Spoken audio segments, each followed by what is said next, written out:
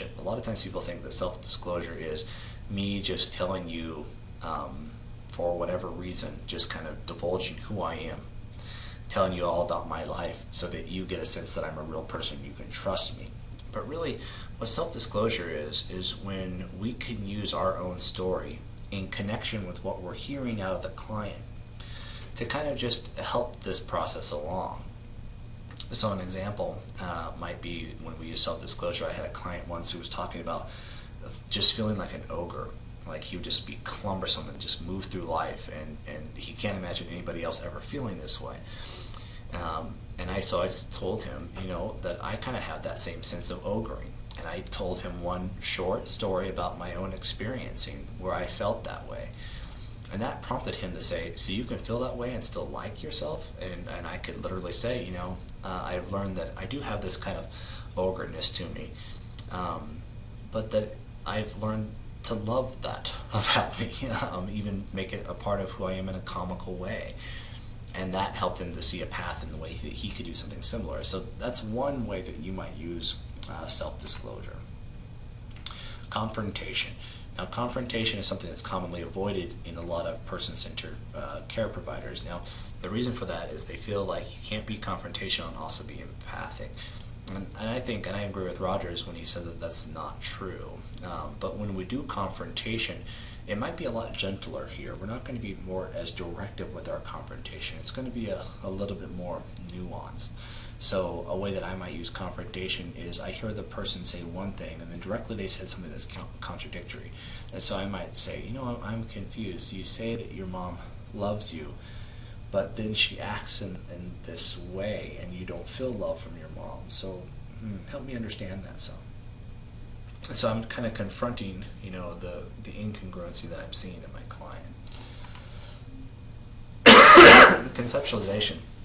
And this is where I kind of offer, it's a form of feedback, where I kind of conceptualize, like I kind of tell the patient what I'm seeing in them and how they're struggling. So when we're using our language, I'm talking about, I really see this issue of meaning pain in your life, and it looks like this, and I kind of share some of the details of that. And once again, I offer whenever I use congruency skills, it's not necessary for me to get agreement from my client. In Rogers' terms, I offer them all in a tentative way, in a non-possessive way, so that the client could possibly process this and then either move towards it, build awareness, or not use it. And so once again, that's kind of the thing, is that the person can learn to trust their own experiencing, and that they can use me. I don't even have to agree with them, but they can, like, in and of themselves, find a trust in this relationship, so that they can deeper trust their own experiencing. And then intuitive responses. And I think I talked a little bit about this in an earlier slide, but intuitive responses are those things that kind of little nibbling inside of me. Rogers called them those imaginative responses. And how can we use those with our clients? So when we're talking about validation, then, just like we did with the empathic skill set, the validation skill set is also going to have congruency things as well, or congruency skills as well, like narrative skills. What narrative skills are is where we actually kind of use our own experiencing with the client to draw them out into a narrative. I was using this a couple weeks ago with a gentleman who used to build cars, and cars were just very prominent in his room. They were all over the place, and he would look at these pictures and he'd go, look at that. And so I would just go, you really love cars. Maybe it'd be nice to take this car on a drive. He'd be like, yeah, let's go, let's get in the car. And then he went through everything from starting the engine to kind of moving through. And this is just a way of drawing him out and using my own congruency to see if I can't influence him into a narrative process.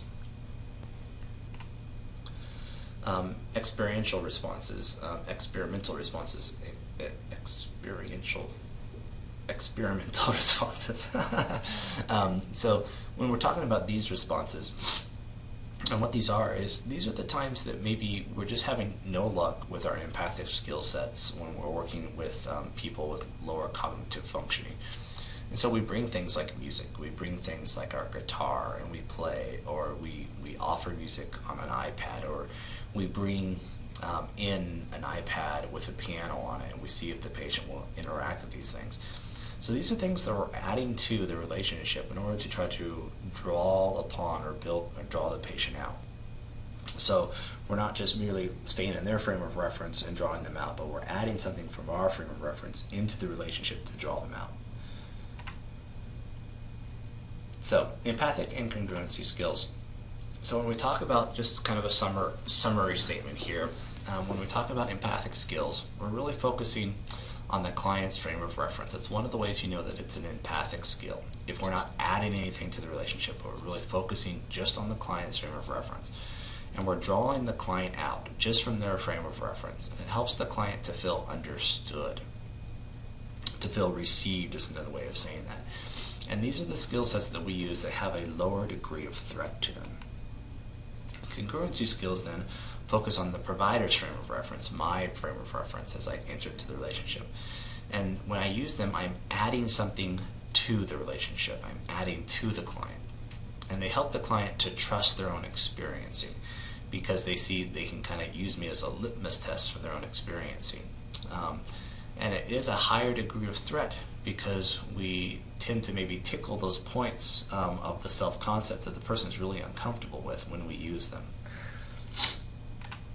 So this might then, when we understand the skills in this way, they can really help us to think about our progressions in care. When we're beginning our cares, it's probably best to really focus on empathic skills. When we're just really staying in the client's frame of reference, we're really hoping to help them feel received, to trust us, and to listen to themselves more deeply.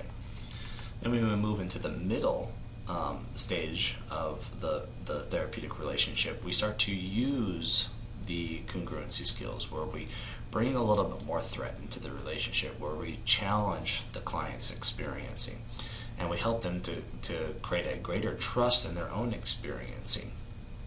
Now one of the things that is, once again, is kind of a common mistake that's made in the person-centered path is that we don't move ever to the congruency skills. We don't move to the middle because we feel like these are things that we can't move towards because it'll create too much threat, or the client will be uncomfortable, and the client's obviously not going there. But when the client kind of learns, if we don't move to congruency skills, is that these are things that are okay to leave out of their frame of reference, to kind of continue to use distortion or denial.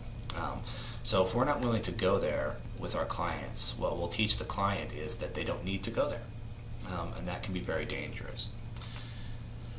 And then when the relationship is more at a higher level of formation, or what I like to call formed, then we're really at that level of unconditional positive regard. And one of the ways that you kind of know that you're there at that level is that you're able to use empathic skills and congruency skills very fluidly. You're moving in and out and in and out. So another way to think about it is when you're in the beginning of the relationship, it's almost like at the beginning of learning to drive a car.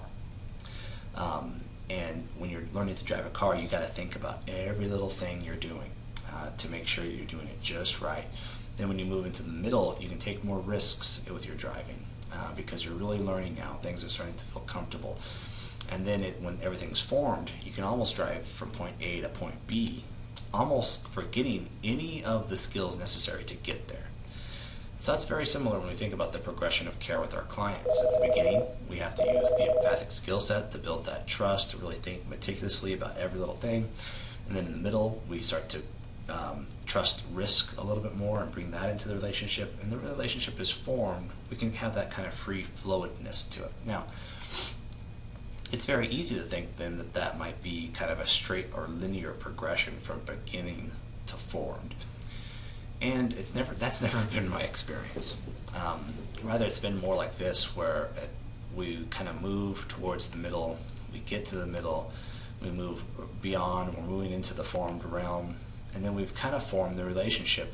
But then some things might happen, and we might progress back, or we might move forward, or we might kind of stay in this area. So you kind of have this bubbling experience, or another way to talk about it might be a spiraling, where we keep kind of spiraling forward, and we're moving forward, but we're also progressing back. A practical way to think about this is, I was working with a client, And we were forming the relationship, start with the empathic skills, moving to the congruency skills, really formed unconditional positive regard fully with this patient. And then, because we had this high level of trust, she brought up an issue that she's never brought up before, this issue of abuse.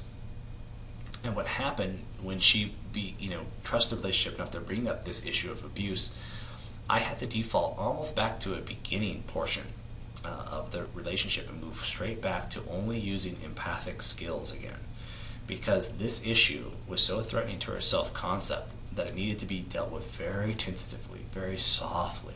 So I moved all the way back to the empathic skill set with her, and then we kind of moved forward again, and we moved towards the formed relationship. So when you're using these ideas and these skills in your cares, you can see in the template that we're now using how I'm hoping that you'll be able to demonstrate progression in your cares. So when you go in and you start a new relationship, you're kind of making the assumption that as I form this relationship, I'm going to start first with the empathic skills. And then when I name that, especially when you go down into the A portion, the P portion of your chart note, you're going to use these skills, these empathic skills, to support accurate empathy in the therapeutic spiritual care relationship. And then as you move forward then in time and you're able to start to bring more risk, you start to change away, or kind of to add some of the congruency skills into your chart notes. And then the A portion switches from focusing on accurate empathy, moving towards congruency. And then when you have that sense that you're moving from accurate empathy skills and congruency skills, you're moving consistently back and forward, it's more of a dance. Then it might be that's the time to switch it towards it's in a place of unconditional positive regard. And it might very well happen that what happens is you have something new come up and you have to default back towards the beginning of the relationship and towards accurate empathy. Now, you shouldn't see that as a bad thing, like you've made a mistake and now you need to start over, but that's just the nature of a relationship, that it moves in and out and it's progressive. But it will help us to demonstrate for CMS progression in our cares, and we will hopefully be able to better understand our cares as well.